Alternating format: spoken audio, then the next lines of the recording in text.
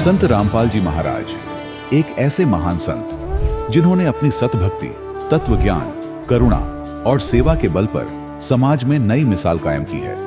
संत रामपाल जी महाराज की अगुवाई में उनके सभी सतलोक आश्रमों से समाज कल्याण के अद्भुत कार्यों ने समाज को सुनहरे भविष्य की एक नई उम्मीद दिखाई है।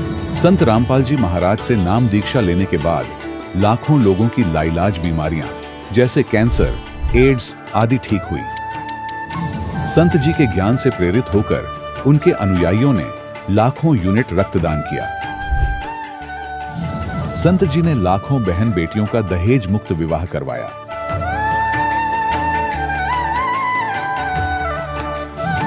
संत जी ने लाखों लोगों का नशा छुड़वाया, करोड़ों उजड़े परिवार बसे।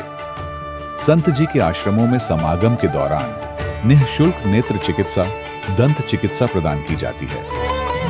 संत रामपाल जी महाराज द्वारा समय समय पर पर्यावरण संरक्षण के उद्देश्य से बड़े स्तर पर वृक्षारोपण किया जाता है।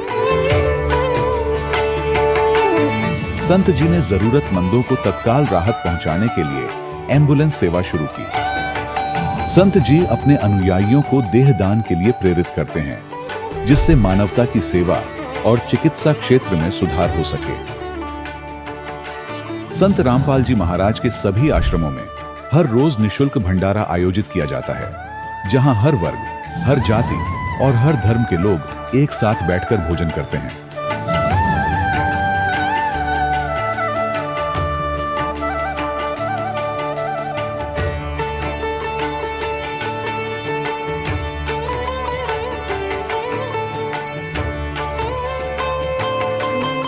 संत रामपाल जी महाराज की अन्नपूर्णा मुहिम ने गरीब और बेसहारा लोगों के जीवन में एक नई ऊर्जा और उम्मीद को जन्म दिया है। घर घर खाद्य सामग्री और जरूरी मदद पहुंचाकर संत रामपाल जी महाराज ने लोगों को दुख और मजबूरी से लड़ने की ताकत प्रदान की है।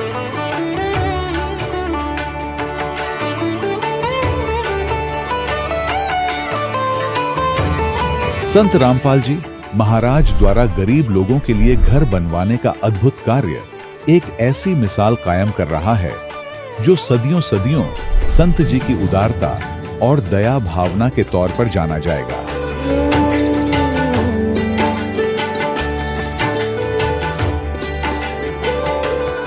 संत रामपाल जी महाराज के आश्रम में हजारों बुजुर्गों को सम्मान और प्यार के साथ जीवन जीने का अवसर मिलता है। उनके खाने, रहने और स्वास्थ्य की पूरी जिम्मेदारी संत रामपाल जी महाराज उठाते हैं। अनाथ बच्चों के लिए संत रामपाल जी महाराज के सभी आश्रम किसी वरदान से कम नहीं। यहाँ उन्हें शिक्षा, संस्कार और भविष्य के लिए बेहतर अवसर प्रदान किए जाते हैं। चाहे बाढ़ हो, भूकंप या महामारी, संत रामपाल जी महाराज और उनके अनुयायी हमेशा ही जरूरतमंदों के लिए सबसे आगे खड़े रहते हैं। कोविड महामारी के दौरान संत रामपाल जी महाराज के आश्रमों से करोड़ों लोगों के लिए भोजन, दवाइयां और जीवन रक्षक सामग्रियां उपलब्ध कराई गई। चाहे गरीब की मदद हो या किसी शोषित और पीड़ित वर्ग के हक और सम्मान की लड़ाई, संत रामपाल जी महाराज ने हमेशा ही उनकी दबी आवाज को सरकारों तक पहुंचाया है और उन्हें उचित न्याय दिलवाने में अहम भूमिका अदा की है। समाज में आध्यात्मिक और सामाजिक मूल्यों के प्रति जागरूकता लाने में संत रामपाल जी महाराज हर कदम पर मानवता के सच्चे सेवक साबित हुए हैं। संत रामपाल जी महाराज का जीवन हमें सिखाता है कि सच्ची सेवा वही है जो निस्वार्थ भाव से की जाए। आइए हम भी इस महान सेवा के कार्य में इस महान संत से जुड़ें और संत रामपाल जी महाराज से नाम दीक्षा लेकर अपने जीवन को धन्य बनाएं।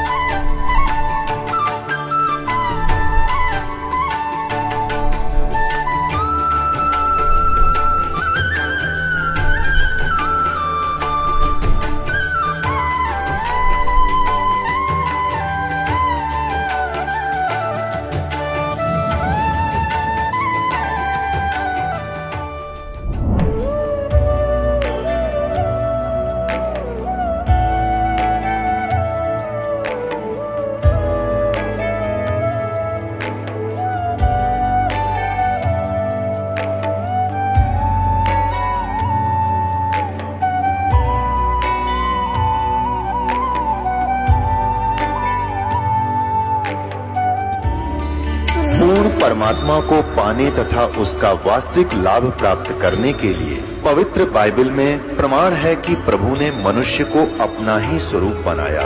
6 दिन में सृष्टि रचकर 7वें दिन विश्राम किया। कुरान शरीफ में प्रमाण है कि हजरत मोहम्मद को खुदा स्वयं कह रहे हैं कि मैंने तुम्हें उस परमात्मा की महिमा बताने के लिए भेजा है। वो परमात्मा कबीर है जिसने 6 दिन में सृष्टि रची तथा 7वें दिन तख्त पर जा विराजा। उसकी खबर किसी बाखबर से पूछकर तो देखो। कृपया अवश्य सुनिए जगत गुरु तत्वदर्शी संत रामपाल जी महाराज के अमृत वचन। सत साहिब दर्शकों, जब कोई व्यक्ति अपने धर्म में प्रचलित हर प्रकार की भक्ति साधना अपनाने के बाद भी आर्थिक तंगी, मानसिक तनाव और शारीरिक कष्टों से मुक्त न हो पाए, तो उसके मन में यह प्रश्न उठना स्वाभाविक है कि क्या जो साधना वह कर रहा है वह वास्तव में शास्त्रों के अनुसार है भी या नहीं। दर्शकों, कुछ ऐसी ही मार्मिक कहानी है पटियाला, पंजाब की रहने वाली ज्योति जी की। ज्योति जी ने अपने जीवन में दुखों से छुटकारा पाने के लिए हर संभव रास्ता अपनाया। मंदिर, गुरुद्वारे, सब जगह माथा टेका, व्रत उपवास किए, पूजा पाठ किया, इस आशा में कि शायद कहीं से तो उनके जीवन के कष्ट समाप्त हों। लेकिन अफसोस दर्शकों, इतनी कोशिशों के बावजूद न तो उनकी आर्थिक समस्याएं कम हुई, न मन को शांति मिली और न ही शारीरिक पीड़ाएं खत्म हो सकीं। हर जगह से उन्हें निराशा ही हाथ लगी और उनका विश्वास भीतर ही भीतर टूटने लगा। लेकिन दर्शकों, आज ज्योति जी का कहना है कि उनका जीवन उस दिन पूरी तरह बदल गया जब इन्होंने संत रामपाल जी महाराज से नाम दीक्षा ग्रहण की। दर्शकों, आखिर ऐसा क्या है संत रामपाल जी महाराज द्वारा दी जा रही भक्ति साधना में जो ज्योति जी जैसे लाखों श्रद्धालु अन्य धर्म गुरुओं की शरण छोड़कर संत रामपाल जी महाराज की शरण में आ रहे हैं? आखिर इसके पीछे की सच्चाई क्या है? आइए दर्शकों, सुनते हैं ज्योति जी की कहानी, उन्हीं की जुबानी। बहन जी नमस्कार। सत साहब जी। क्या नाम है जी आपका? ज्योति। कहाँ से आए हैं आप? पटियाला से। संत रामपाल जी महाराज से कब जुड़े आप? हमने 11 अप्रैल 2010 में ली हमने। संत रामपाल जी महाराज की शरण में आने से पहले आप क्या भक्ति साधनाएं करते थे? मैं 18 साल से ब्रह्मा कुमारी के आश्रम में जाती थी और उससे पहले बचपन से ही मैं देवी देवताओं की पूजा करना, वैभव लक्ष्मी का व्रत करना, ये सब करती थी। जो हमारे घर के बड़े करते थे, पीरों पे चद्दर चढ़ाना, मतलब सब कुछ करते थे हम। आपने 18 साल तक ब्रह्मा कुमारी पंथ में साधना की है। वहाँ की भक्ति साधना के बारे में बताइए और बताइए कि आपको वहाँ पर साधना करने से क्या क्या लाभ मिला। देखो, हमें तो यही नहीं पता था कि भक्ति करने से लाभ भी मिलता है, हानि भी होती है। बस भक्ति करनी है तो करनी है, कुछ इतना खास वो नहीं था। संत रामपाल जी महाराज की शरण में कैसे आना हुआ? हमारे एक पड़ोसी हैं, वो एक बार जा रहे थे कहीं, तो ट्रेन में उनको एक पुस्तक मिली ज्ञान गंगा। तो वो खुद तो पढ़ी नहीं उन्होंने और हमारे भगत जी को आके दे गए। कहते हैं कि तुम फ्री बैठे रहते हो और ये पुस्तक पढ़ लो, तुम तेनू पढ़न दा बहुत शौक हैगा। इन्होंने पुस्तक पढ़ी और ये तो गुमसुम रहने लगे। पढ़ते रहे 1 महीना 1.5 महीना। मैं क्या पता नहीं इनको क्या हो गया, इतना गुमसुम रहते हैं। मैंने ना वो ज्ञान गंगा उठा के छुपानी शुरू कर दी भाई घर में। मैंने कहा ये रहेगी नहीं, ये रहेगी तो फिर मैं नहीं रहूँगी यहाँ पे। तो इन्होंने फिर लड़ाई करनी, तो दे रही है कि नहीं दे रही, रात के 3-3 बजे तक बैठ के ज्ञान गंगा पढ़नी है। तो मैं बड़ी परेशान थी। मैंने घर की हर कोने में छुपा ली वो ज्ञान गंगा, और लेकिन इन्होंने पढ़नी नहीं छोड़ी। फिर मेरा ना पार्लर है, तो मेरे पार्लर पे जो लड़कियां लगी हुई हैं, एक दिन ये उनको ना ज्ञान समझा रहे हैं। तो मैं ऐसे डस्टिंग कर रही थी, काम कर रही थी, जैसे मेरे को नहीं कुछ बता रहे थे, बस ये उनको समझा रहे थे। तो मैंने सुना कि भाई ऐसे देवी देवताओं की पूजा नहीं करनी चाहिए। एक लड़की थी, वो माता को बहुत मांगती थी, तो उसको हमेशा समझाते थे कि तू मत करा कर, तेरी साधना गलत है भाई, कुछ लाभ नहीं होने वाला, तू हमारे गुरु मतलब जो ये पुस्तक पढ़, तेरे को कुछ मिलेगा। तो वो कहते हैं भैया तुसी अपने कोल ही रखो, मैं नहीं रखनी है, मैं नहीं पढ़नी है पुस्तक। मैं जब ये ना पढ़ा, मैं ऐसे पीछे मुड़ी। मैंने कहा ये भाई इतने साल में ब्रह्मा कुमारी के आश्रम में जाती थी, शिव बाबा को मानती थी, नहाते समय, दुख सुख में, हर समय शिव बाबा मेरे मुंह से निकलता था। तो भाई आप तो 1 महीना हो गया ये पुस्तक पढ़ रहे हो और अभी भी चुपचाप बैठे हो। कहते यही कारण है कि मैं गुमसुम रहता था। मैंने कहा अच्छा। फिर उन्होंने समझाया, मैंने पूरा ज्ञान भी नहीं समझा इनसे। और क्या कहते हैं, मैंने कहा तुम चलो, मेरा कोई एड्रेस वगैरह कहीं से मिल सकता है? कहते हैं कि भाई इस पुस्तक में सब कुछ लिखा हुआ है। इन्होंने शाम को कोई 3-3:30 बजे का टाइम था जब इन्होंने ज्ञान बताया, और मैं रात को इनकी जान खा गई कि आप चलो चलो भाई मैं आपके साथ हूँ। तो इन्होंने कहा ठीक है। कहते हैं मेरे पास पैसे नहीं है। मैंने कहा मेरे पास है, ₹750 हैं मेरे पास, हम चलते हैं। हमने खाना वाना बनाया और अपने घर को लॉक करा, जल्दी हम पहुंच गए। और वहाँ पे जाके फिर उन्होंने हमें एक वो फॉर्म दिया कि भाई पहले आप ये नियमों को पढ़ो, ऐसे नहीं कि भाई तुम नाम ले लिया और चले गए, ऐसे नहीं मिलता नाम। पहले इनको फॉलो करने की तुम में हिम्मत है तो तुम नाम मिलेगा, नहीं तो नहीं मिलेगा। फिर हमें 1 घंटा दिया कि तुम सोच विचार कर लो। फिर हम लोग बैठ गए, फिर ये पढ़ेंगे, कहते हैं देख इसमें करवा चौथ का व्रत नहीं है। मैं कहा देखो इसमें लिखा है दारू नहीं पीनी, इसमें लिखा है तीर्थ स्थान पे नहीं जाना। मतलब हमने 1 घंटे में ना तर्क वितर्क किया, आखिर में डिसीजन यही हुआ कि भाई मैं कुछ भी ऐसा नहीं करूंगा, दारू वारू नहीं पीऊंगा। मैं कहा मेरे को कौन सा व्रत करने से क्या मिल रहा है, भूखे रहना पड़ता है, मैं भी नहीं रखूंगी व्रत। तो जी हमने फिर नाम ले लिया, और नाम लेते ही जो हमारे साथ हुआ वो मैं बयान भी नहीं कर पाऊंगी, आप भी थक जाओगे माइक पकड़ पकड़ के, मेरा इतना दिल भरता है। देखिए, आपने संत रामपाल जी महाराज से नाम दीक्षा ली है, आपने कुछ नियम पढ़े, जो नियम आपने पढ़े उनमें आपने देखा कि तीर्थ व्रत नहीं करना चाहिए। आपने क्या सोचा? क्या उनमें ऐसी कोई चीज भी लिखी थी कि क्यों नहीं करना चाहिए? आपने एक बार भी जानने की कोशिश नहीं की आखिर ये चीजें मना क्यों की गई हैं? ये सब गलत थी और हमें पता नहीं था कि हम अब तक यही करते आ रहे हैं, हमारे बड़े बुजुर्ग भी यही करते आ रहे हैं और हम भी यही कर रहे हैं। तो मुझे लगा कि नहीं, ये सही नहीं है, ये बिल्कुल ठीक नहीं है। जो भी इसमें लिखा है कि तीर्थों पे जाना करना, क्या मिलता है जाने से? आते हुए रास्ते में किसी का एक्सीडेंट हो जाओ, क्या कर लोगे तुम? और अब हमारे ही मतलब कुछ पड़ोस में है, एक सरदार फैमिली है, तो अब उनका एक बेटा हैगा, उसको पहले किडनी खराब हो गई थी। तो फिर वो तो बेचारे इतने लंगर चलाते हैं, इतनी छबील चलाते हैं। अब पता चला कि उनके लड़के को कैंसर हो गया। बताओ फिर क्या फायदा लंगर का, क्या फायदा ये छबील लगाने का? इतने तुम पाठ कराते हो, जब उसका कोई तुम्हारे को फायदा नहीं हो रहा। मेरे हिसाब में तो ये भक्ति नहीं, आपको क्या लगता है इतना सारा दान करने के बाद भी, भंडारा करने के बाद भी आखिर लाभ क्यों नहीं मिलता? तो हमारी साधना गलत थी, हमें अब पता चला। पहले तो भेड़ चाल में जैसे जो करते मनमना आचरण, चलो जी यहाँ पे पीर पे चद्दर चढ़ाओ, यहाँ व्रत रखो करो, यहाँ जल चढ़ाओ, धागा बांधो, इन सब में कुछ नहीं है। आपको क्या लाभ मिला संत रामपाल जी महाराज से नाम दीक्षा लेने के बाद? तो जिस दिन से नाम लिया मुझे आज तक लाभ ही लाभ मिल रहा है। क्या आपके पति पहले नशा करते थे संत रामपाल जी महाराज से नाम दीक्षा लेने से पहले? नशा करते थे जी, वो ड्रिंक करते हैं। अब तो परमात्मा का नशा करते हैं, भक्ति का नशा करते हैं वो। सबसे पहले लाभ तो ये हुआ कि भाई मेरे को 4-5 साल मेरे मुंह पे पैरालिसिस हो गया था। दिल्ली में डॉक्टर्स को दिखाए, पटियाला में दिखाए, एक फिजियोथेरेपी को दिखाए, न्यूरो का डॉक्टर उसको दिखाए, कहीं से कोई आराम नहीं आया। आखिर में मैं हार ही गई थी। मेरे को ब्रश करती थी, इधर कुछ नहीं फील होता था, कंघी करती थी, सिर में भी सुन्न रहता था, मतलब इतना पोर्शन मेरा सुन्न, पता नहीं क्यों छोटा होता जाता रहा मुंह। ये तो सारे कहते पैरालिसिस है, सारे टेस्ट कराए, कुछ किसी को समझ नहीं आया। आपके पास रिपोर्ट्स हैं वो पैरालिसिस की? हैं, इस वक्त नहीं है मेरे पास, इस वक्त नहीं है, पता नहीं कहाँ होगी। मैं तो ध्यान भी नहीं रखा उस चीज़ का इतना। लेकिन जब मैं इस ज्ञान में आई तो फिर मेरे को किसी ने कहा कि भी तुम अफीम खा लो, मतलब पहले, तो मैंने वो भी खा ली, मुझे उससे भी आराम नहीं है। नाम लेने के बाद मैंने अफीम खाई है, मुझे पता ही नहीं था कि भाई इतना ये भी नशा हो गया या कुछ है। मैं तो एज ए दवाई खाई है उसको। तो फिर क्या कहते हैं अपना, मेरे को ना वहाँ पे आश्रम पे गई, ऐसे हम भक्तनियाँ बात कर रहे थे कि बिना, मैंने कहा मेरे मुँह पे ना पैरालिसिस का अटैक हुआ है, वो ठीक नहीं हो रहा। कहते हैं आप ना गुरुजी से प्रार्थना लगा दो। अब हमें तो प्रार्थना लगानी भी नहीं आती थी संत रामपाल जी से। अभी हमें 1 महीना हुआ था, हम पहली हाजिरी लगाने गए थे, तो हमें तो प्रार्थना लगानी भी नहीं आती थी, हमें तो सीधा गुरुजी से ही कह दिया। मैंने कहा गुरुजी भाई मेरे ना मुंह पे सुन्न रहता है और मैं बहुत परेशान हूँ। तो गुरुजी कहते हैं बेटी तेरा नाम खंडित हो गया, अफीम खाई थी ना। बताओ उनको कैसे पता चल गया? कहते हैं मैं अफीम खाई थी ना, तुम्हारा नाम खंडित हो गया। गुरुजी ने कहा, तो गुरुजी ने कहा, संत रामपाल जी ने कहा कि जाओ तुम अपना नाम शुद्ध कराओ। मैं रोती रोती गई, मैं कहा हाय मेरा नाम खंडित हो गया, तो मतलब मेरे भगत जी को तो पहले सतनाम मिल जाएगा और मेरे फिर लेट हो जाऊंगी। मैं रोती रोती गई, फिर मुझे उन्होंने कहा कि भाई ऐसा कुछ नहीं होता, आप नाम शुद्ध करा लो, ठीक हो जाएगा। वो दिन गया, ये दिन आया, 6 साल हो गए, मुझे तो याद ही नहीं कि इस साइड था कि इस साइड था, मुझे ये भी याद नहीं। मैं बिल्कुल ठीक हूँ, स्वस्थ हूँ। लोग कहते हैं कि तू मोटी है, थायराइड चेक करा ले। क्यों चेक करा लूँ? हमारे गुरुजी तो किसी को छींक भी नहीं आने देते, मैं तो नहीं कराती थायराइड चेक। संत रामपाल जी महाराज से नाम दीक्षा लेने के बाद आपको क्या लाभ मिले? सर लाभ तो इतने हैं कि आप थक जाओगे, लेकिन मैं इन शॉर्ट थोड़े थोड़े बताती हूँ कि ये सबसे पहला लाभ तो ये है कि पिछले 20 साल से हमारे घर में जन्माष्टमी के दिन सांप ने आना ही आना था। तो फिर जब से हमारे गुरुजी से नाम लिया हमने, जन्माष्टमी वाले दिन ही सांप आया होगा, हमें नहीं मिला कहीं भी। थोड़े दिन हो गए, दुकान में कहते हैं कि ज्योति बहुत बदबू आ रही है, समझ ना आए। इधर उधर देखा, कोई चूहा मरा हुआ, नहीं समझ आया। देखा तो इतनी लंबी पूंछ दिखी हमें, बिल्कुल गुरुजी के मंदिर के नीचे। जब देखा तो इतना लंबा सांप, और उस सांप में मोरियां हुई हुई हैं, सुंडियां चल रही हैं उसमें।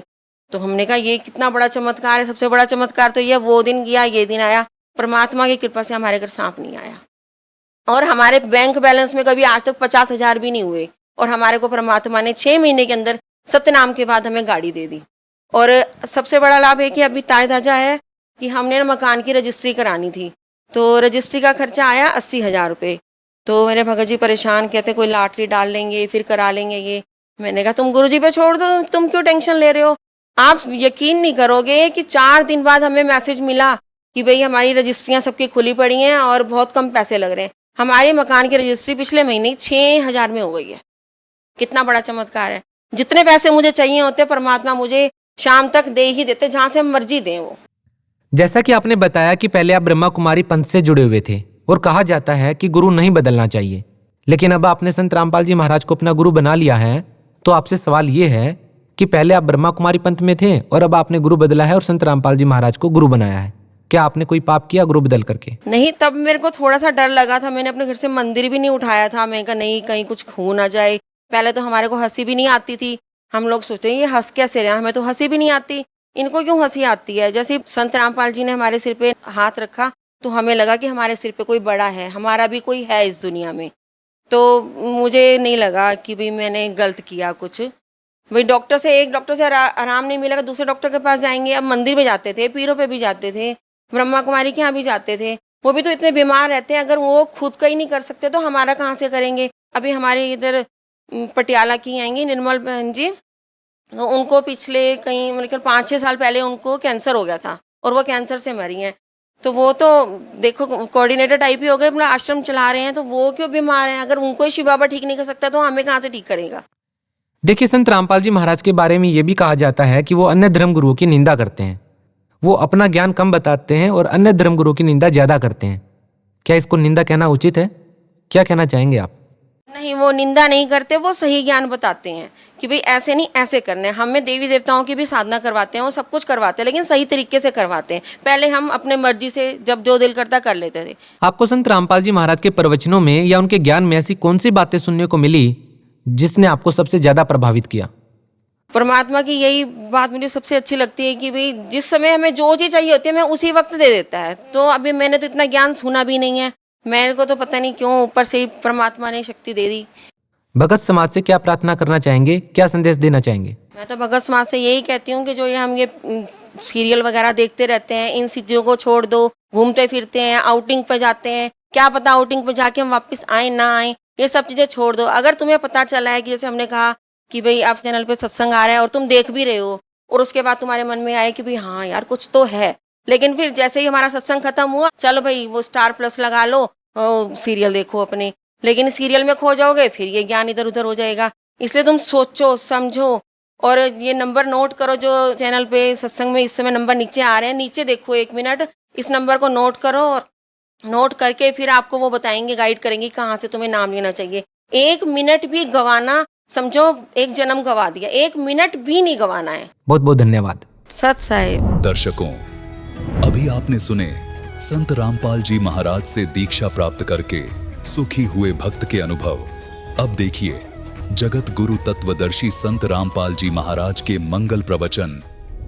पवित्र श्रीमद् भगवत गीता एक कंक्लूजन है, चारों वेदों का निष्कर्ष है। और इसके साथ साथ जैसे ये अन्य 4 बुक और हैं, ये उनके बाद की पुस्तक है। अब जो वेदों में ज्ञान दिया वो सर्व मानव के लिए है, और जो श्रीमद् भगवत गीता में ज्ञान दिया वो भी पूरे मानव मात्र के लिए ही। ये पुराना ज्ञान है। उसके बाद जो ये अन्य पुस्तक जैसे पुराण हैं, ये ऋषियों की अपने अनुभव हैं।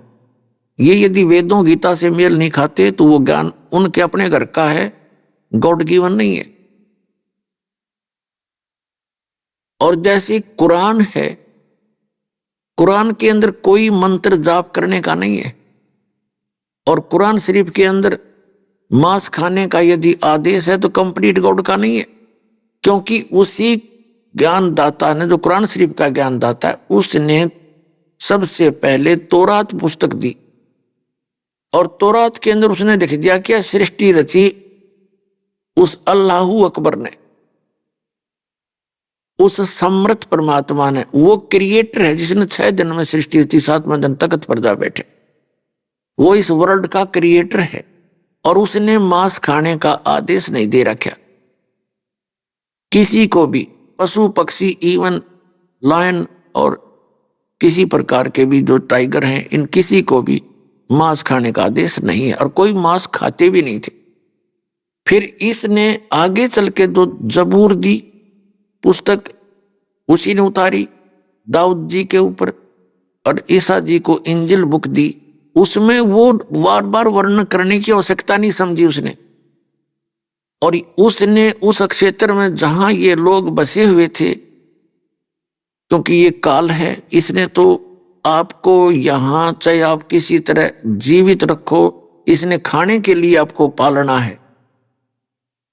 तो इसने आदेश दे दिया उसमें कि मांस खाओ, ऐसे पशुओं का खाओ, ऐसे का ना खाओ, सूअर मत खाओ, गाय खाओ, बकरे खाओ, फलाना खाओ।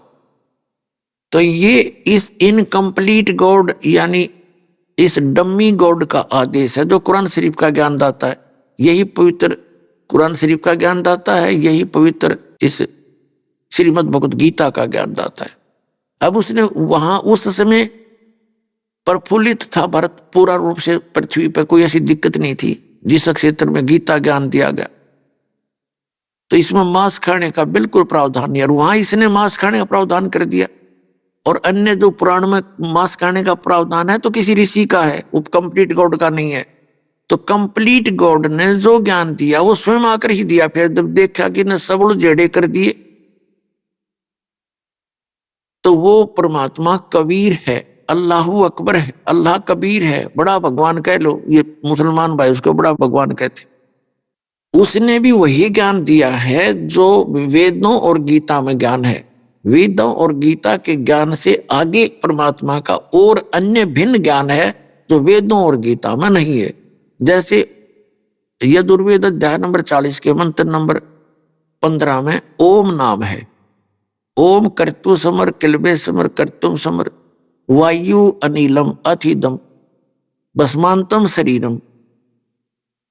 जब आपका शरीर शांत होएगा, भस्म होगा, समाप्त होगा, खत्म होगा, तब तक इस ओम नाम का जाप करते रहो। इससे जो मिलने वाला अमृतव है, परम गति है, आपकी हो जाएगी। अब फिर यजुर्वेद अध्याय नंबर 40 के मंत्र नंबर 17 में स्पष्ट किया है, वेद ज्ञानदाता कहता है वो परमात्मा तो प्रोक्ष है, वो पूर्ण परमात्मा तो, और मैं ब्रह्म हूं, अहम खम ब्रह्म, मैं उस दिव्य आकाश रूपी ब्रह्म लोक में रहता हूं, मैं ब्रह्म हूं, मेरा ओम नाम है। और उसके उस सच्चिदानंद घन ब्रह्म अर्थात पूर्ण परमात्मा के लिए यजुर्वेद अध्याय नंबर 40 के मंत्र नंबर 10 में इसने ऑप्शन छोड़ दिया है, जैसे गीता अध्याय नंबर 4 के श्लोक नंबर 34 में कहा कि उस परमात्मा के विषय में कोई संभवात यानी जन्म लेकर अवतार धारण करने वाला श्री राम और कृष्ण के रूप में मानता है, कोई असंभवात उसको अजन्मा कहता है। इसकी यथार्थ जानकारी तत्वदर्शी धीरा नाम बताएंगे, तत्वदर्शी संत बताएंगे, उनसे पूछो। इनकी बुद्धि ने काम नहीं कराया ऋषियों की ने कि तुम जहां डले ढो रहे हो उसमें यह भी तो लिखा है, कोई तत्वदर्शी संत से पूछो। तो वो ज्ञान इन वेदों में है ही नहीं।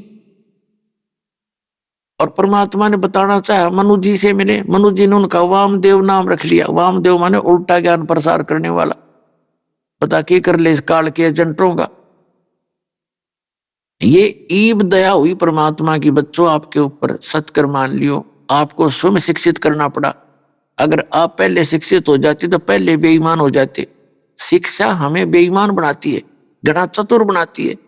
और समाज में रहने के लिए घनी चतुरता नहीं, अपनी नेक नीति और सभ्यता की ज्यादा आवश्यकता होती है। और इसने दोनों खत्म कर दी हमारी। छोटे छोटे बच्चे देखे कैसे वस्त्र पहन के चलेंगे और कैसे मांग मूंग पाड़ कर नू करते चले। ये कोई एक सभ्य समाज के रहने का और बसने का ढंग है। तो इसने बिगाड़ दिया अपने को। लेकिन परमात्मा को पता था इसने तो मैं संभाल लूंगा इस ज्ञान से। जो थोड़े बहुत ये बिगड़ेंगे तो इस ज्ञान से अपने आप सीधे हो जाएंगे। गलत ज्ञान से बच्चा बिगड़ जाता है, सही ज्ञान से सुधर जाता है। कब सपने में भी नहीं याद आऊंगी बकवाद इसके कभी, जब ये ज्ञान से रंगा जाएगा।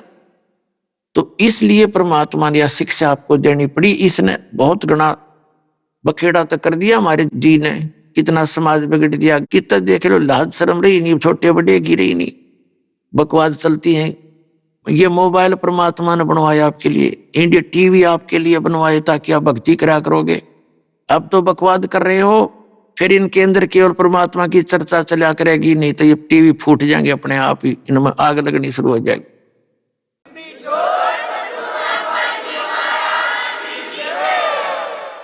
ये तो दिया इसलिए अनमोल रत्न आपको, ना आदमी बना के दिखावे कंप्यूटर ये इंटरनेट, ये तो गॉड गिवन माइंड है। और ये फूले पड़े साइंटिस्ट, याडन गड्ढे थे साइंटिस्ट, 4 युग हो गए एक रेड में, एक रेडू ढंका नहीं बना सके, 6 खच्चर जोड़ का एक रेडू इस रत्न के सीटे अंडा करते थे, कहाँ थे इनके पास वो। अब दास का जन्म हुआ किसान परिवार के अंदर, फसल को निकालने के लिए एक छड़ा लाया करते, छड़ा यानी एक झाड़ काट के, और उसने उस घेर के वो सारा फसल गेहूं की पकी हुई, और उसको ऊपर बैलों कर उसने अंडाए जाते छड़े ने, और वो एक महीने में जाकर सूत में आता वो 100 मन गेहूं मुश्किल थे। अरे 100 मन गेहूं काटते हैं कट कट कट कट 1 घंटे के अंदर। तो ये गॉड गिवन आपके लिए दिया कि समय को आप भक्ति में लाइयो, जब ताशा खेलन पे लागे, राजनीति की बतलाओ है, टीवी पाँख पड़े बैठे रहे, फिल्म देख के सारा परिवार, फिर राम नाम की चर्चा सुना करोगे। आपने ये सुहावे नहीं किए बकवाद जो आजकल आपको बहुत अच्छी लग रही है, ये तो बालकों का खेल है। तो ये परमात्मा ने दिया ये ज्ञान आपको, वही मनुष्य पहले थे वही मनुष्य आज है, इसलिए बनवाया कि आप मेरे को पहचान और पीछा छुड़वा लो। तो आपके साथ बहुत भुंडी बन रही है, बहुत बुरी बनी हुई है, या कोई जीवन है? सारा दिन एक पेट के लिए धक्के खांदा अंडा, 100 झूठ बोला है, फिर रिश्वत ले हुए, कर्म फोड़ा अपने, आगे गधा बन के फिर लटकांता को मार के। तो यह दुर्गति आपने दूर दिखाई देगी सामने, जब आपकी मोतिया में हट जाएगा या काल की भांग उतर जाएगी, और भांग उतरेगी सत्संग से।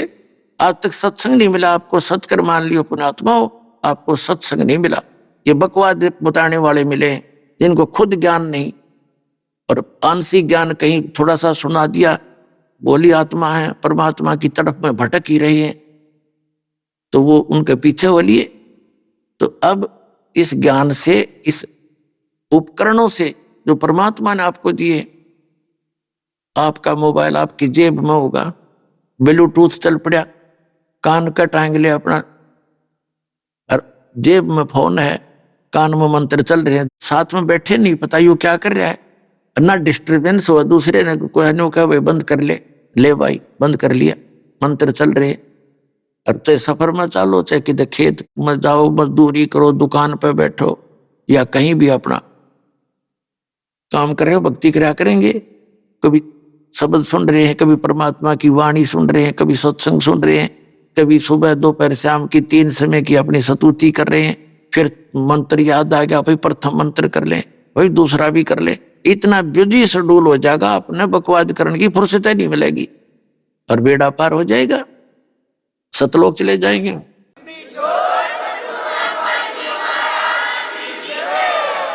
तो जो प्रसंग चल रहा था पुण्यात्माओं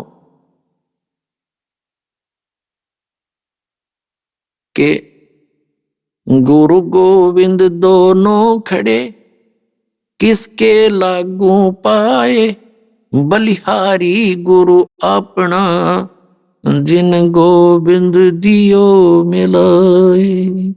परमात्मा बताते हैं कि एक सतगुरु आए दया करी। आदरणीय गरीबदास साहिब जी को परमात्मा मिले थे गांव छोडानी, जिला झज्जर, हरियाणा में। खेतों में गऊ चरा रहे थे, 10 वर्ष के बालक थे, और आदरणीय गरीबदास साहिब जी, उनका मूल गांव करोथा, जिला रोहतक, जहां अपना आश्रम है, जो वहां के मूल निवासी थे। और छुडानी गांव है जिला झज्जर के अंदर, वहां आदरणीय गरीबदास साहिब जी के नानका थे, यानी मामा थे वहां, उनकी मम्मी थी वहां की माँ, उनकी माता जी गांव छुडानी की थी। और उनकी माता जी का नाम रानी देवी था। भगतमती रानी का कोई भाई नहीं था, इसलिए गरीबदास साहिब जी के पूज्य पिताजी श्री बलराम जी धनखड़ गोत्र के थे, जाट थे वो, किसान। छुड़ानी के अंदर वो घर जमाई रूप में रहा करते थे। तो वहां 12 वर्ष हो गए थे रहतों को, 12 वर्ष से वहां रहते को हो गए थे। पहले लाज शर्म घनी हुआ करती थी, तो 12 वर्ष में जाकर के संतान प्राप्ति हुई आदरणीय गरीबदास साहिब जी। और गरीबदास जी के नाना जी के 1400 एकड़ लगभग जमीन थी, 1400 एकड़ यानी 2500 बीघा, बड़ा बीघा होता था वो, जो वर्तमान के 2.25 बीघों का, 2.5-3 बीघों का 1 बीघा होता था। तो इतनी जमीन थी, वर्षा हो जाती कुछ बोई जाती, बाकी वैसे खाली रखा करते, पशुपालन ज्यादा करते थे। तो गरीबदास जी भी, क्योंकि पहले तो सब कोई स्कूल सकाल में जाते नहीं थे, विद्यालय में छोटे बच्चे ही अपने खेतों में काम लग जाते थे, मजदूर का मजदूरी करता, दुकानदार का दुकान पर बैठने लग जाता, किसान का अपने पशुओं के साथ खेतों में ले जाया करते। तो वो परमात्मा कहते हैं गोता मारूं स्वर्ग में, वो अल्लाह अकबर, वो पूर्ण परमात्मा, कंप्लीट गॉड, परम अक्षर ब्रह्म, गोता मारूं स्वर्ग में जा बैठूं पाताल। और गरीबदास जी को जो परमात्मा का ज्ञान हुआ, कहते हैं गरीबदास ढूंढता फिरो अपने हीरे मोती लाल। आप वो हीरे मोती लाल हो, परमात्मा कैसे खोज कर लाए आपको? किसी के पास अपने दूसरे बच्चों के द्वारा पुस्तक बंटवाई है, कहीं पर सीडी भिजवाई है, कहीं पर वैसे कोई टीवी के माध्यम से ज्ञान भिजवाया है, तो आप उसके लाल हो। ये गुत्ते मर मर के आपको निकाल निकाल कर ला रहा है संसार रूपी इस सागर से।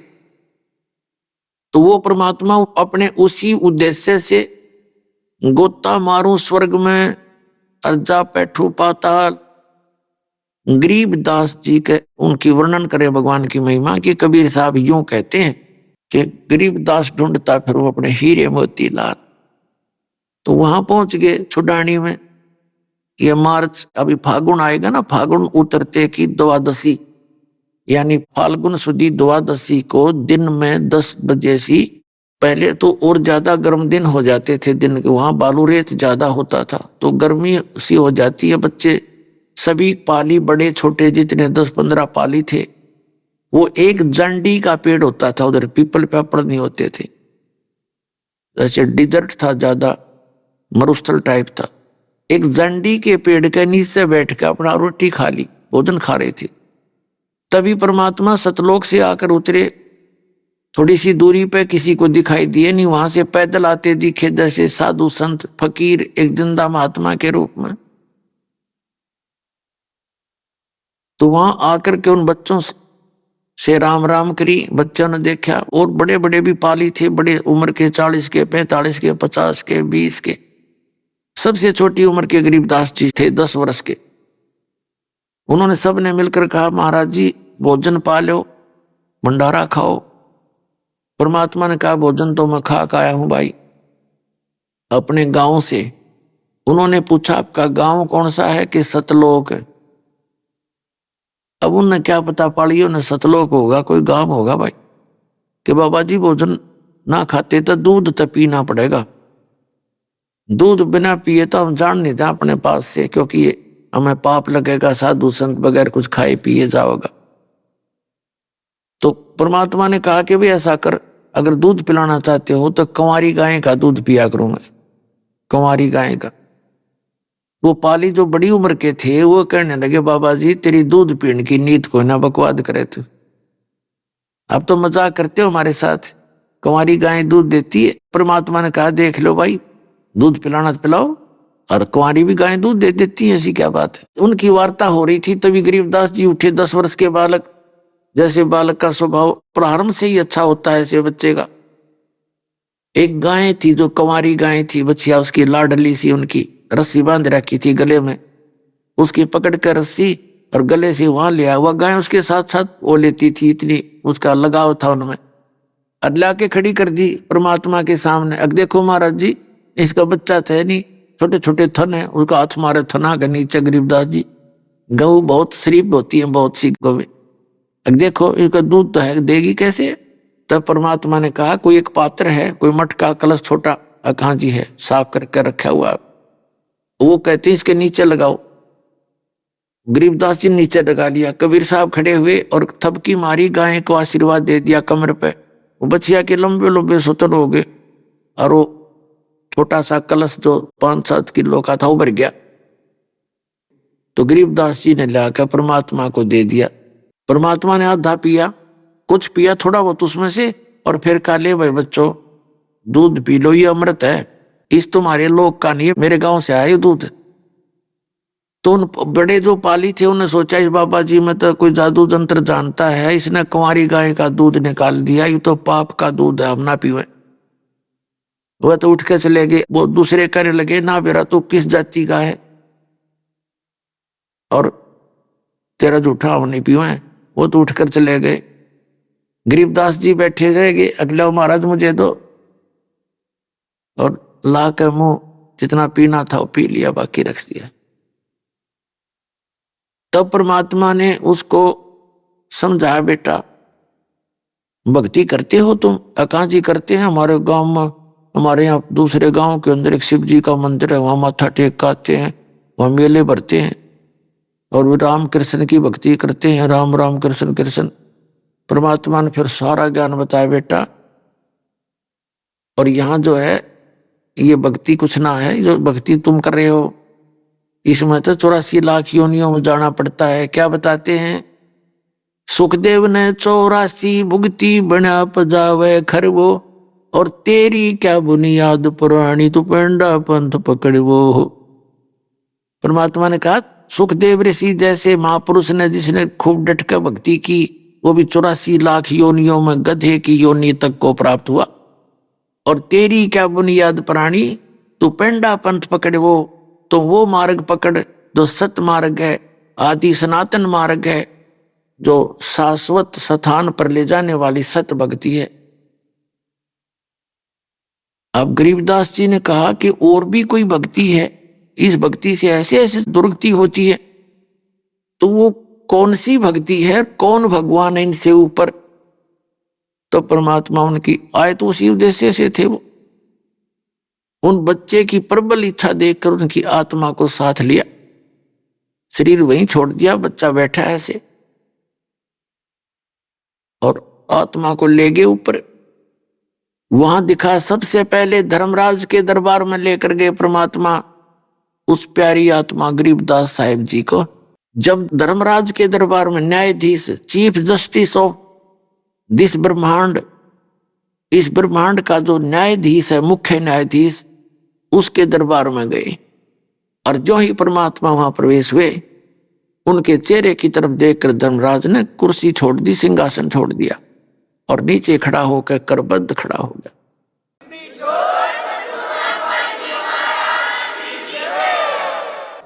पुण्यात्मा, ये धर्मराज ना ब्रह्मा जी के लिए आसन छोड़ा है, ना विष्णु जी के, ना शिव जी के, क्योंकि इनका भी ये अकाउंट रखता है। इनसे उस प्रोसेस के अंदर वो इनसे सुपीरियर है। जैसे भारत का सुप्रीम कोर्ट का चीफ जस्टिस, चाहे प्रधानमंत्री भी वहां जाओ वो कुर्सी नहीं छोड़ेगा, राष्ट्रपति जाएगा तो अपने चेयर छोड़ के खड़ा हो जाएगा, क्योंकि वो सुप्रीम पावर है। तो इसी प्रकार वो परमात्मा पूर्ण ब्रह्म जब वहां पहुंचे, क्योंकि उनको तो आभास हो जाता है, सामने परमात्मा वही रोल कर देते, उसकी आंखों के सामने उसका रूप दिखा दिया, एकदम खड़े हो गए। गरीबदास जी को तो दिखाई दे रहे हैं कबीर साहब एक साधु, और धर्मराज को दिखे वो पूर्ण परमात्मा समरस शक्ति, उसके सामने वो ठहर नहीं सका सिंहासन पर, तुरंत खड़ा हो गया नीचे। जब ऊपर सारे ब्रह्मांड दिखा करके परमात्मा सतलोक में लेकर गए गरीबदास जी को, वहां क्या देखा? नीचे से जो बाबा जी गए थे जिस रूप में जिंदा वाले महात्मा में, वो उनके साथ गए, साथ में गरीबदास जी गए, और वहां जाकर के क्या देखा कि बहुत बड़े गुम्बज के अंदर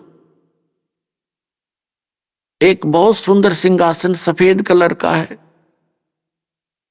और उसके ऊपर परमात्मा विराजमान है, मनुष्य दृश्य है, और जैसा वो रूप यहां से गए थे उसी रूप में बैठे हैं।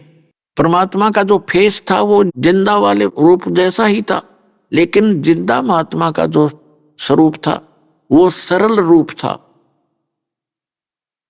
और उसका वो तेजो में स्वरूप था। एक रोमकूप में करोड़ सूर्य मिला दे, करोड़ चंद्रमा, इतनी रोशनी थी उस परम पिता की, एक रोमकूप की, तो सारी बॉडी की कितनी होगी। तो जिंदा महात्मा के रूप में जो नीचे से गए थे उन्होंने वहां एक चंवर रखा था, चंवर उठाया, जैसे ये सफेद सफेद बालों का श्रद्धा से करते हैं अपने गुरु जी के ऊपर। तो ऐसे चंवर करने लगे जिंदा महात्मा वाले रूप में वो कबीर जी। तो गरीबदास जी ने सोचा भी इस परमात्मा तो ये है जो सिंहासन पे बैठा, बाबा जी तो इसका नौकर, इनका चेला चाला होगा, कोई चेला होगा या सेवक है। इतना सोच ही रहे थे, इतने में वो तेजो में शरीर खड़ा हुआ, सिंहासन छोड़ दिया और प्रार्थना की कि भगवान बैठो। अब जिंदा महात्मा के रूप में जो नीचे से गए थे वो बैठ गए सिंहासन पर दच के, और वो तेजो में शरीर खड़ा हो उठा के चंवर लेकर के उस मालिक पर नीचे से गए थे जिंदा महात्मा सिंहासन पर बैठे, ओवरऑल कंट्रोलर के क्रिएटर के सिंहासन पर बैठे हैं और वो तेजो में शरीर उन पर चंवर कर रहा है जैसे सेवादार किया करते हैं। अब गरीबदास जी बालक कभी यूं देखा, कभी उसकी तरफ देखा, ये क्या हो गया। इतने वो तेजो में शरीर उस जिंदा महात्मा वाले शरीर में समा गया और वो तेजो में रूप हो गया वो फिर एज इट इज, और अकेले वो पूर्ण परमात्मा के सिंहासन पर कबीर परमात्मा काशी वाले धानक वहां विराजमान थे।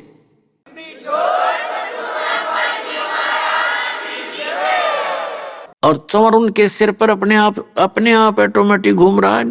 तब परमात्मा ने कहा कि बेटा गरीबदास, वो गंदा लोक है, वो काल का लोक है, और उस लोक में आप देख रहे हो बेटा कोई जीव सुखी नहीं। और यहां देखो तेरे बहन भाइयों से मिल ले, घूम फिर के जा, यहाँ कोई बुढ़ापा नहीं, कोई रोग नहीं, किसी चीज का अभाव नहीं। ये सारे ठाठ हैं। जो तुम यहाँ बाजे गाजे डांस नूंस यहाँ करते हो ना, यहाँ ना करो। बच्चा स्कूल में बकवाद करता है वो फेल हो जाता है। आपने ये सुख वहां मिलेंगे सतलोक में, वहां तुम कितने फंड कर लियो, लेकिन वो शिष्टाचार से होंगे, वहां सारी चीज मर्यादा के अंदर होती है, सब सुख आपको वहां प्राप्त होंगे। बिना किए निष्कर्म में मोक्ष होगा आपका, बिना करे वहां आपको भोजन मिलेगा। सदाबहार वृक्ष हैं, बड़े बड़ाए भंडार भगवान के, पके पकाए पकवान रहते हैं, वो खराब नहीं होता मटेरियल वहां का कभी भी। तो गरीबदास जी ने वो देखा जगह जगह सारे सब तरह के, तो इन्होंने बोले, वो कहने लगे भगवान वहां तो मरना है, वहां तो मृत्यु होनी है मालिक। आज मैं 10 वर्ष का हूं, 40-60 वर्ष पाछे फिर मृत्यु होगी। वहां तो अपनी कोई वस्तु है ही नहीं, मुझे यहीं रख लो दाता, नीचे ना भेजो। बालक था, रोने लग गया। तब परमात्मा बोले बेटा ऐसे नहीं बनेगी बात। जब तुम यहां से गए थे भक्ति थी आपके अंदर, लेकिन अब आपका वो भक्ति धन कति खत्म हो गया, और मैं ऐसा मंत्र दूंगा आपको, उस मंत्र का जाप करना। आप थोड़े ही मंत्र भी डेली कर लोगे तो भी आपको बहुत ज्यादा भक्ति धन संग्रहित हो जाएगा तेरा। और बेटा नीचे जा और सबको बता। आपने आंखों देख लिया, सभी को काल भगवान ने ये नकली संत पंथ बना के और ये धर्मों में बांट के सबको सीमित बुद्धि का कर दिया। और बेटा तू जा और ज्ञान दे, सबको समझा। उन्होंने फिर बताया कि मैंने ही अब्राहिम सुल्तान अदम को ज्ञान दिया था, उसको नरक से निकाला था, वहां राजा बना बैठा था। काल ने सबकी अक्ल मार रखी है, थोड़े से चोचले दिखा देता, ये बेटा तेरी है, कार तेरी है, कोठी तेरी, हर 1 मिनट में मृत्यु हो जा। नन्नों का दर्दे पागल, ये तो मेरी थी और तू बन गदाई में। तो वो राज पाकर फुल्ला फिरा था, उसको छुटवाया बेटा। पता नहीं कितने कारण बनाए उस जीव को बचाने के लिए। और पुण्यात्मा आप तो माया मांगण आओ, और परमात्मा ने अब्राहिम सुल्तान अदम राजा का राज छुटवाना पड़ा उस नरक से निकालने के लिए। भक्ति तो भाई भक्ति के ढंग से होया करे, बकवादों से भक्ति नहीं होगी। फिर कहा कि नानक जी को मैं लाया वहां से निकाल कर बेई नदी से। नानक जी जो थे यही राजा जनक थे सतयुग के अंदर, यही राजा जनक थे द्वापर के अंदर। इन्होंने मेरी बात नहीं मानी, मैं इनसे मिलता रहा, लेकिन ये सुखी थे, इन्होंने अपने हिसाब से साधना करते रहे। अब फिर वो बन गया नानक जी। पहले तो वो राजा थे, राजा होते ही उनके खूब नौकर थे, और स्वयं फिर नौकर लग गया सुल्तानपुर में एक नवाब के यहाँ पर। तो परमात्मा कहते हैं तुम्हारे साथ ये ऐसे धोखा करता है। हीरे थे, हीरे तो सोना हो गए, सोने तो फिर तो मोती, मोती से बन गए रांग। अरे यू धार लिया सांग, राजा बन बैठा, सारे कर्म बिगाड़ देता। तो फिर कहा कि मैं 120 वर्ष तक काशी में भी रहा और वहां मैंने ज्ञान प्रचार किया। रामानंद जी को मैंने गुरु बनाया, लेकिन वो मर्यादा बनाए रखने के लिए, और फिर उनको भी यहाँ लाया था। तब रामानंद जी की बुद्धि सेट हुई थी ना। तो ब्राह्मण कुल में पैदा हो करके उसने तो अपने कर्म फोड़ लिए थे, कति किसी की नहीं मानना था, विद्वान पाक रहा था। जब मैं उसको यहाँ ले जाकर वापस छोड़ा तब उसकी बुद्धि सेंटर में आई थी, बेटा और अब तू जा और सबको बता, और यहाँ ऐसे नहीं रह सकते।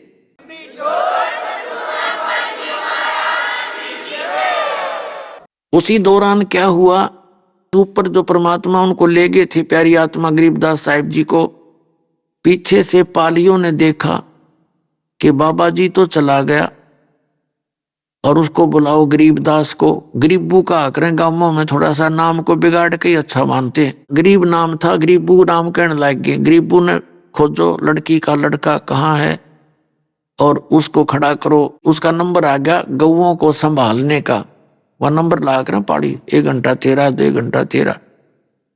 उसका नंबर आया कि 5-6 घंटों के बाद उसको कई बुलाने के लिए आवाज लगाई, रे गरीबू आजा, तेरा नंबर आ गया, अपना गौओं को घेर, खड़ा हो जाए, इनके आगे चरा इनको। अब बिल्कुल निकट जा लिया तब भी ना बोलिया वो, क्योंकि वो तो आत्मा जारी ऊपर खोखा रखा था। अब उस साथी ना आकर के उसको पकड़ के ला, भगत जी खड़ा हो ले, चल तेरा नंबर आ गया। वो यूं गिर गए, गिरते तो वहां उन्होंने देखा इसमें सांस नहीं तो मर गया। सारे पाली इकट्ठे हो गए, 2-3 गांव में भागे आए, लड़की का लड़का मर गया। इस संदेश को सुनते ही, इस दुख भरी खबर को सुनते ही दोनों माता पिता बेहोश हो गए, क्यों 12 वर्ष में संतान प्राप्त हुई थी। अभी आपने सुने संत रामपाल जी महाराज के मंगल प्रवचन। आइए अब सुनते हैं संत रामपाल जी महाराज से नाम दीक्षा लेकर सतभक्ति करके अद्भुत लाभ प्राप्त करने वाले अनुयायी के विचार। दर्शकों, मनुष्य को अपने जीवन में भक्ति साधना करते हुए भी सुख, शांति और घर में बरकत की कमी महसूस होती है। कुछ ऐसी ही कहानी है उत्तर प्रदेश के गोरखपुर में रहने वाले राजू दास जी की। राजू जी ने निरंकारी पंथ में 25 वर्षों तक भक्ति साधना की, लेकिन इसके बावजूद भी इन्हें अपनी शारीरिक परेशानियों से मुक्ति नहीं मिली और नशे की लत ने भी इन्हें घेर लिया। इनका पूरा परिवार भी मानसिक रूप से अस्वस्थ हो गया। राजू जी का जीवन तब बदला जब इन्होंने संत रामपाल जी महाराज से नाम दीक्षा ली। आखिर संत रामपाल जी महाराज से नाम दीक्षा लेने के बाद इनकी जिंदगी कैसे बदली, आइए जानते हैं राजू जी की कहानी उन्हीं की जुबानी। नमस्कार सर। सत्संग भगत जी। सर क्या नाम है आपका? राजू दास नाम है जी। सर कहाँ से हैं आप? मैं जिला गोरखपुर से हूँ, उत्तर प्रदेश से।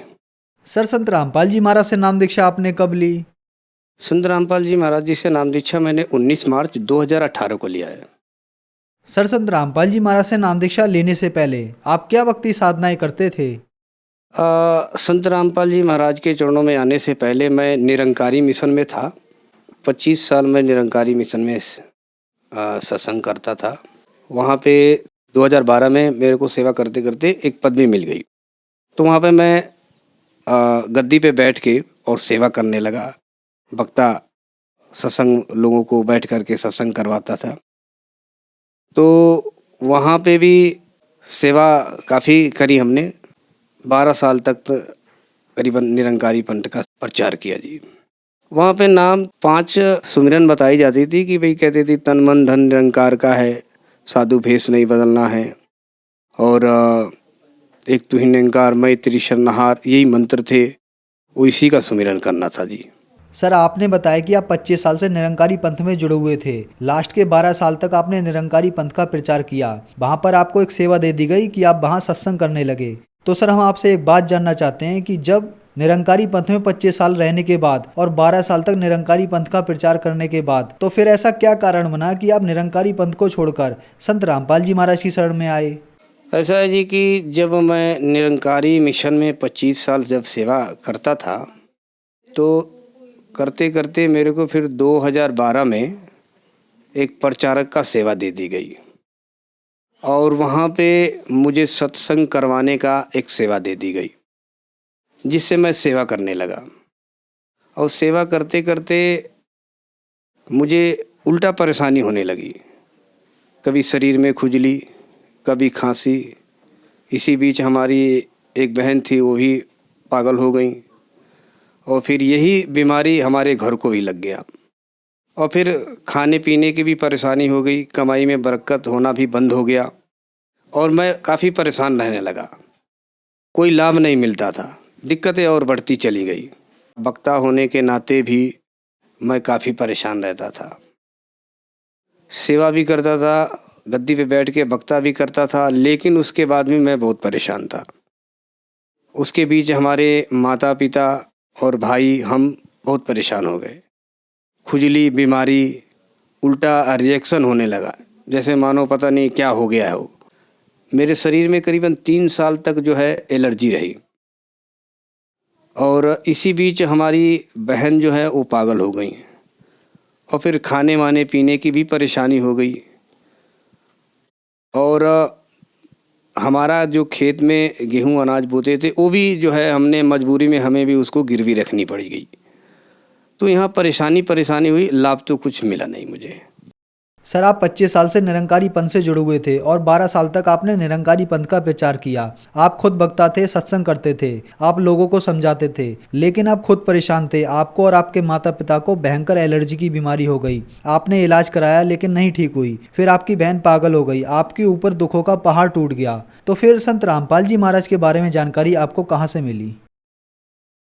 संत रामपाल जी महाराज के बारे में जानकारी हमारे एक भगत हैं, साले साहब हैं, उन्होंने बताया कि भाई जो आप भक्ति कर रहे हो उसमें कोई लाभ नहीं है, कोई फ़ायदा नहीं है, आप मेरे साथ चलो मुंडिका।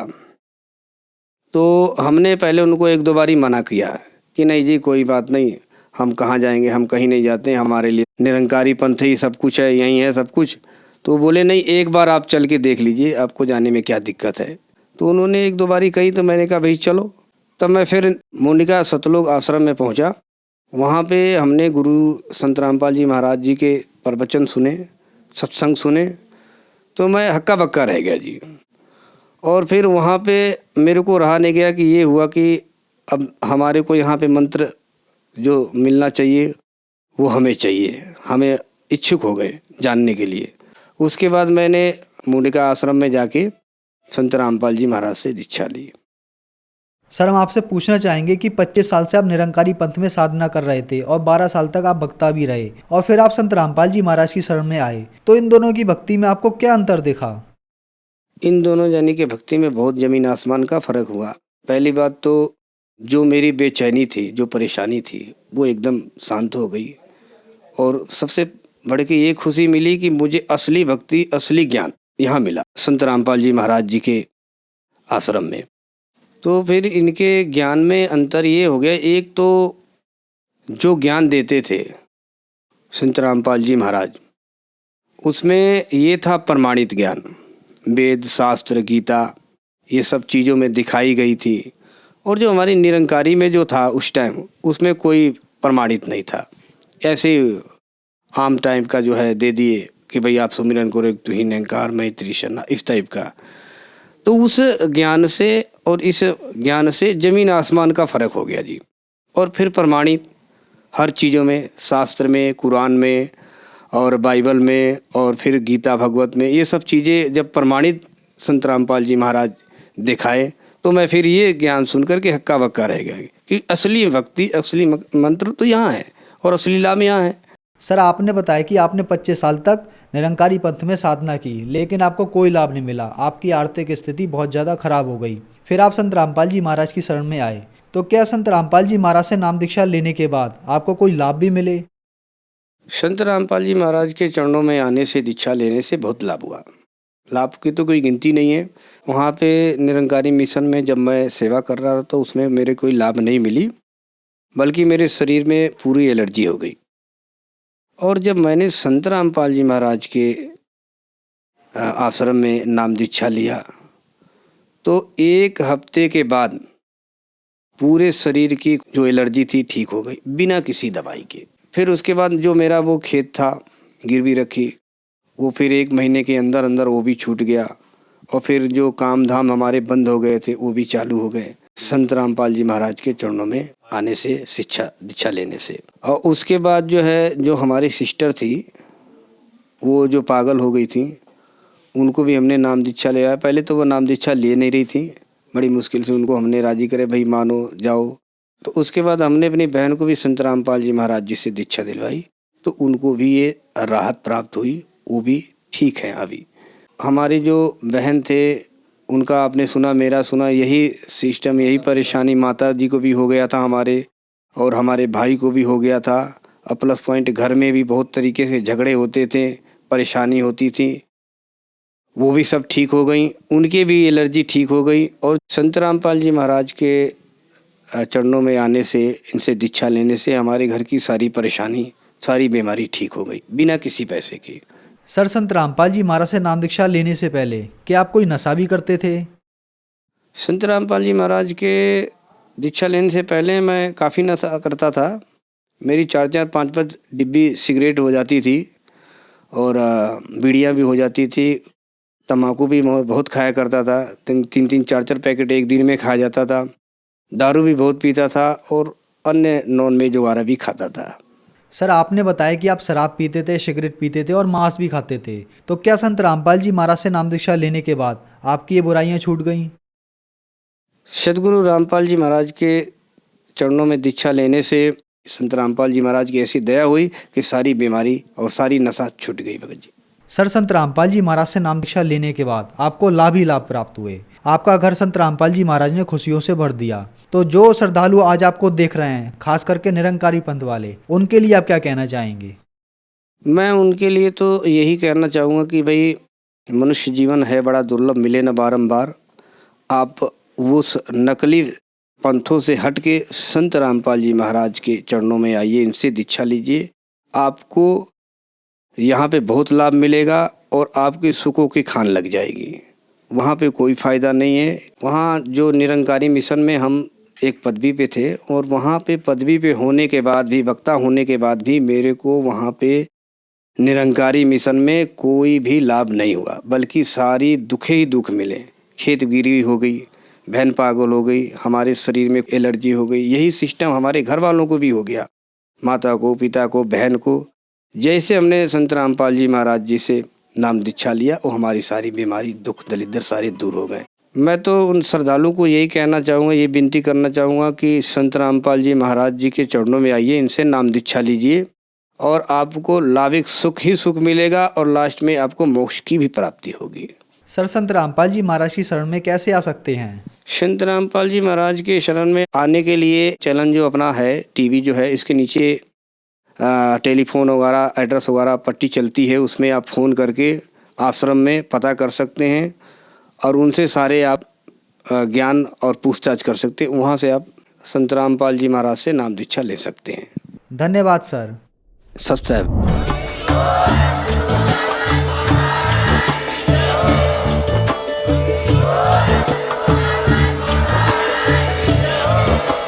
आप सुन रहे थे जगत गुरु तत्वदर्शी संत रामपाल जी महाराज जी के मंगल प्रवचन। अधिक जानकारी के लिए विजिट कीजिए हमारी वेबसाइट www.jagatgururampalji.org। संत रामपाल जी महाराज जी के शुभ आशीर्वाद से पूरे विश्व भर में 500 से भी ज्यादा नाम दीक्षा केंद्र हैं, जिन पर संत रामपाल जी महाराज जी द्वारा ऑनलाइन निःशुल्क नाम दीक्षा दी जा रही है। अपने नजदीकी नाम दीक्षा केंद्र का पता करने के लिए संपर्क करें 91-888-291-4911।